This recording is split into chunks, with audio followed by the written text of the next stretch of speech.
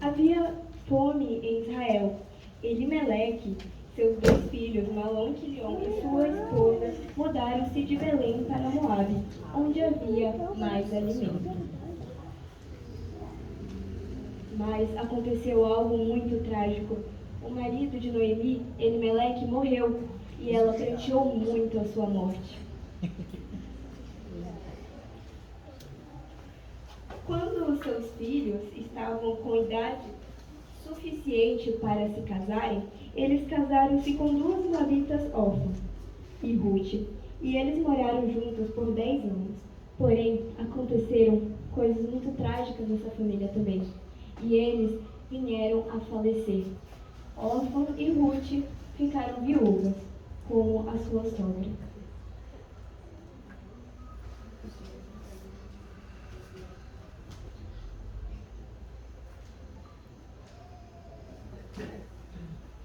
Então, Noemi pranteou.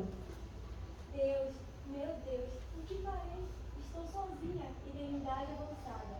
Não me chamarei Noemi, mas Mara, pois grande amargura tem me dado o Senhor, vivendo sozinha nesta terra pagã. Devo voltar para meu povo. Mas minhas noras, o que será desses pobres jovens? Noemi tomou uma decisão muito importante e comunicou às suas 2 noras, Orfa e Rute. Ela disse, ela já era muito idosa e não poderia dar filhos para que casasse suas noras, então informou que elas deveriam voltar para sua casa. Orfa, apesar de muito insistir, se despediu de sua sogra e falou que jamais a esqueceria. Porém, Rute disse, Jamais te abandonarei, jamais te deixarei. O meu povo é o teu povo, o meu Deus é o teu Deus. Onde quer que morreres, morrerei eu também ali. Noemi aceitou o desejo do coração de Rute e seguiram viagem para Jerusalém, para Belém.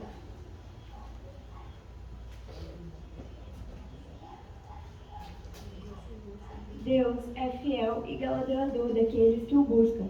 Quando chegaram em Belém, era tempo da colheita de cevada, e Rute foi aos campos para colher as sobras de trigo que caía dos ceifeiros. Naquela situação, ela conheceu Boaz, um homem de posse, rico e da família de Elimeleque, por acaso, que quando viu a moça, se afeiçoou dela e disse que poderia colher só no seu campo, e também informou aos seus servos que ajudassem em tudo que pedisse. Tudo que ela queria, os seus servos a ajudariam.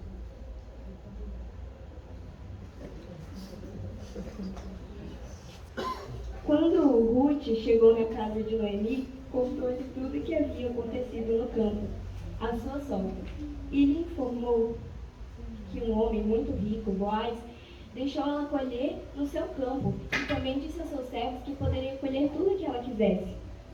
Então, Noemi disse para Ruth que, na verdade, Boaz fazia parte da família de Elimeleque e era o seu resgatador.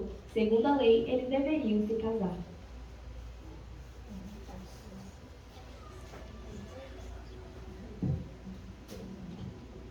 Depois de Boaz saber que era o resgatador, ele cumpriu o que a lei dizia. Boaz pediu Ruth em casamento. Então, os dois formaram uma bela união e se casaram como deveria ser feito.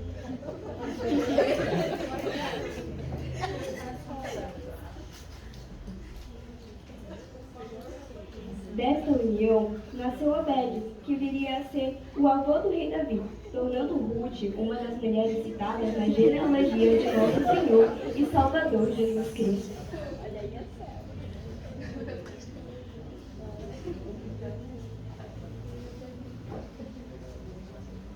E aqui encerramos essa narrativa da vida de uma mulher que fez a melhor escolha da sua vida. Deixou sua família e seus deuses pagãos para servir ao Deus verdadeiro e aos seus grandes propósitos.